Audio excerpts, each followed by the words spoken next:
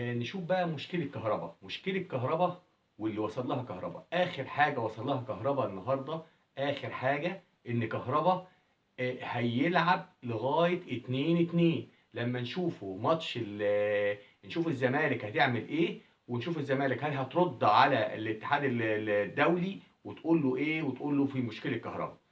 طب عايزين نعرف دلوقتي ان مشكله كهربا، هل هو هيلعب مع الاهلي ولا مش هيلعب مع الاهلي؟ هل هو كهربا هيتوقف لنهايه الموسم ومش هيلعب خالص ولا مش هيلعب خالص؟ لا، كهربا حسب القوانين واللوائح كهربا في الاهلي، وهيلعب في الاهلي لغايه 2-2، لغايه هو محضر اوراقه ومحضر المحامي بتاعه التونسي محضر اوراقه عشان يلعب لغايه 2-2. هيقدم الزمالك التماس الاتحاد الدولي عشان وقف كهربا والعقوبه اللي وقفتها. طب العقوبه دي كام؟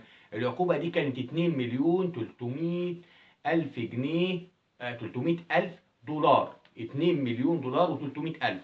طب 2 مليون دولار و300 الف لو دفعهم كهربا في الاول خالص قبل الدولار ما يرتفع، كانت العقوبه كانت اتحلت وكان لعب كهربا وكان عاش مع الاهلي وتعايش وكان لعب وقدم احلى ما عنده. بس كهربا اتاخر في دفع الفلوس لدرجه ان تغيير الدولار وارتفاع الدولار دلوقتي وقع العقوبه ورفع العقوبه على كهربا ورفع الفلوس على كهربا، بقى حوالي 65 70 مليون جنيه مصري. فكهربا دلوقتي عمل التماس لاتحاد الكوره الاتحاد الدولي عشان خاطر يلعب، وبالتالي رفع الايقاف عنه. بس العقوبه باقيه على كهربا، يعني الفلوس هتدفع.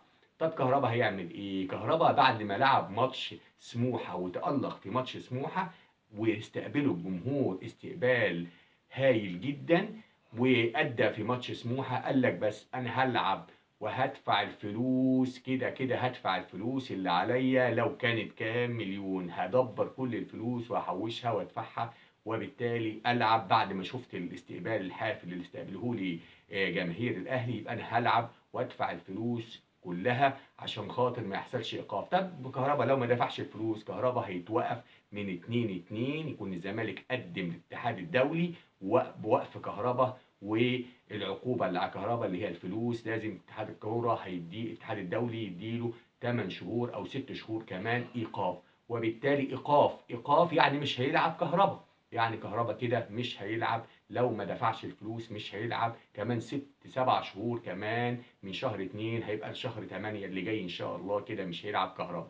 بس اللي شايفينه دلوقتي ان كهربا بيدبر في الفلوس بتاعته بعد ما شاف الاحتفال اللي الاهلي عمله له، اللي جماهير الاهلي عملتها له. يبقى كهربا دلوقتي في طي السداد وسداد العقوبه او سداد الدين. بس بيعمل ايه دلوقتي؟ بيعمل ايه كهربا؟ بيبتدي يقدم اوراقه عشان يقسط العقوبه اللي عليه، وبكده تتحل مشكله كهربا. اعزائي المشاهدين، ده كانت مشكله كهربا، حل سريع لمشكله كهربا او تفاصيل مشكله كهربا بالكامل. شكرا ليكم ونلقاكم في فيديو جديد ان شاء الله وبرنامج سرعة.